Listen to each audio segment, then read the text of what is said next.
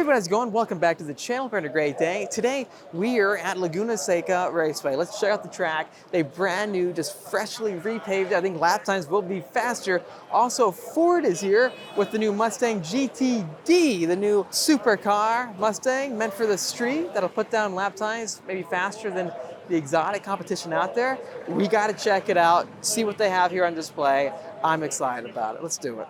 Here we have it, the Ford Mustang GTD. We went to the unveiling of it just recently. This is the ultimate Ford Mustang ever made. 800 horsepower, 5.2 liters supercharged V8, a suspension system adapted off the Ford GT Mark IV, the non-street legal race only variant.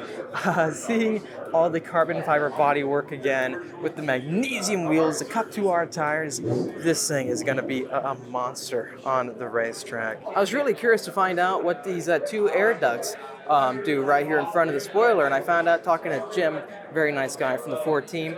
You push in these two push pins, just like on the front hood of a GT500, and the carbon fiber trunk lid slides backwards, and you can see the intake system that helps cool, with the fans and radiator out back, the transaxle. So that is all implemented to cool the transaxle, because this is the first Mustang ever that has the transaxle again. That's going to help with weight distribution for sure. Seeing this in person, I cannot wait to see the lap times that it puts down. DRS front and back. Every panel is carbon fiber, I found out, except for the B pillar and the A pillar right here. It starts off at the Ford factory as a body in white, and then it gets sent to Multimatic in Canada. This gives you a good idea of the downforce amounts that you will get with the active aerodynamics for the massive underhanging rear spoiler. Coming over here for the corners, it'll go into max downforce setting, closing off or lowering the second portion of the spoiler, giving you more drag and also more downforce. Ideally for the straightaways, you don't want that because that will slow you down. This is where active aero comes into play, because for a straightaway, the DRS system, let me close it again. The DRS system will kick on, and all that resistance for the air pushing the back end down will lower. Therefore, you can accelerate faster and faster. This is what the top-of-the-line exotic supercars use and run on the racetrack, because it gives you all the benefits really that you want out of downforce to corner fast, because that's a big area on the track where you gain seconds to drop your lap time. Then it comes to hurt you at times, because for straightaways, you're slower than you would be without a spoiler.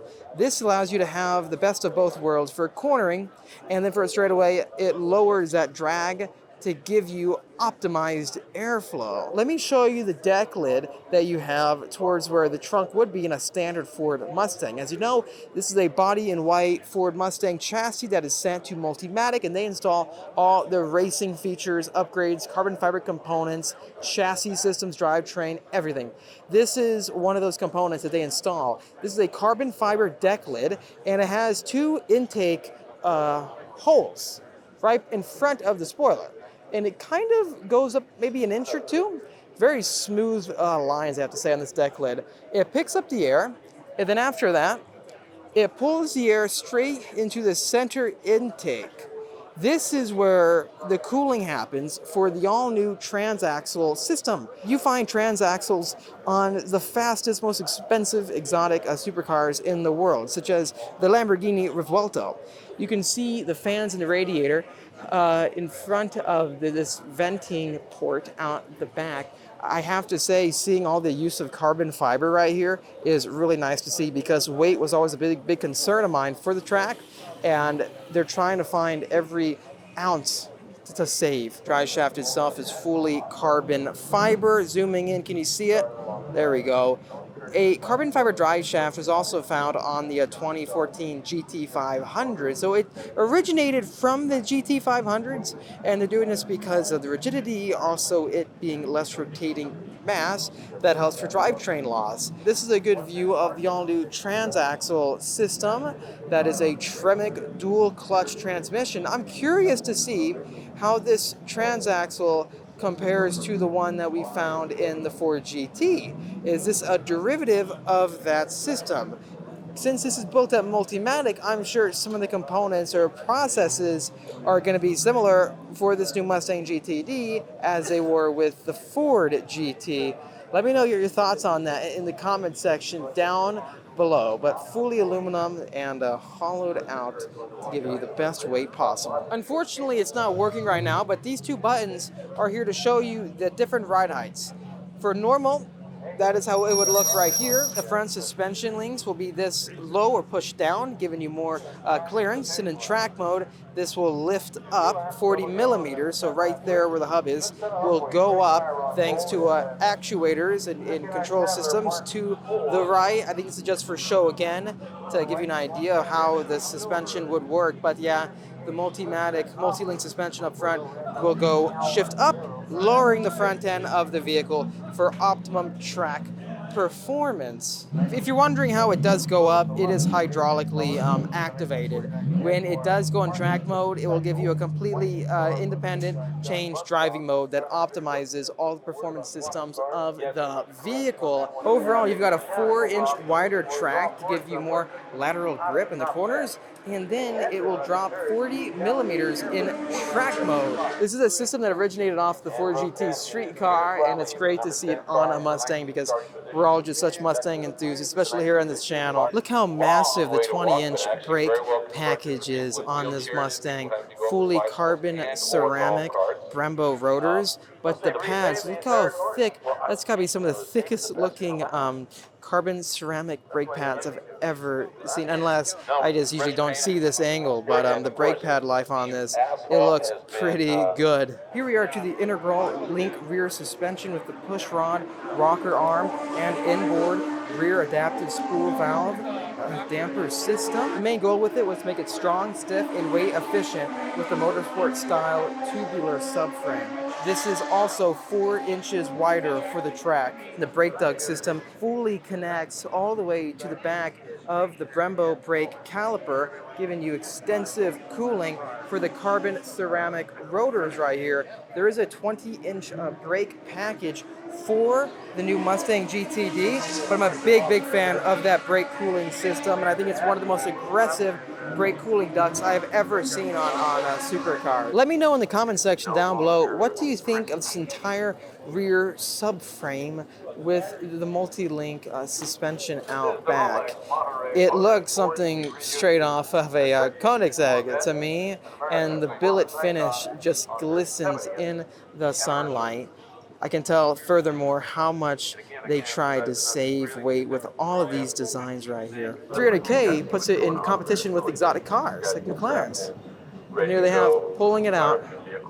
They're showing Brian McCaffrey. Quiet, no engine. That 56 Lotus 11. Beautiful machine. Like I said, it was raced in northeast. How is there no sound? Bonneville record holder. So talking to the guys over here, they think it just has that electric motor for being a prototype to show off at different events. Doesn't make any noise. It's easier to move around. They have the cover on it right now to protect it, to hide it from anyone else, I suppose. Really trippy though, seeing a giant spoiler like that just rolling with a car cover in the paddock of Laguna Seca. Being back out here again, I know from the Mustang community, everyone, they tend to time attack out, build out their street legal Mustang for the racetrack that I know who extensively come out here. I mean, putting on the biggest wings possible, the biggest front splitters possible. This seems like all the logical steps for upgrades to achieve that, but then you can drive it on the street. So if you have a GT350 or a GT500, please let me know your thoughts on this build right here. But being out here, I do want to come back ASAP. We've driven on this track with our GT500 handling pack, the track pack. We got kicked off on this track with the track pack GT500 because the sound, it was too loud. There's a 105 dB limit, something like that on a loud day out here. And the Mustang can beat that limit and get you kicked off within a lap. Hopefully this new Mustang's not too loud so we can track and enjoy it. Sometimes new track cars get too loud. Here comes the flyby. There they go.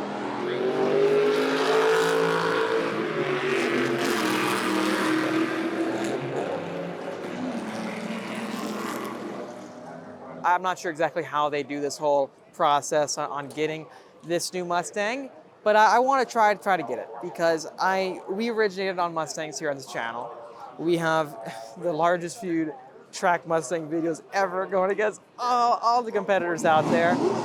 This would be the dream car for us because one thing is for certain, we would track it, we would drive it. Unlike, some people buying this new car will probably never run it, but we'd show the world. So I think this is something I want to look into doing. Let me know your thoughts on getting this vehicle. It's got all the upgrades and features I've always wanted out of the GT500, the GT350. The 350 was my favorite Mustang I think that I had because it wasn't too heavy, it was lightweight, it was about the driver, naturally aspirated. This, I wonder, will it be lighter? I don't know. Please hit the like button if you enjoyed this video, subscribe, and I'll see all of you in the next episode.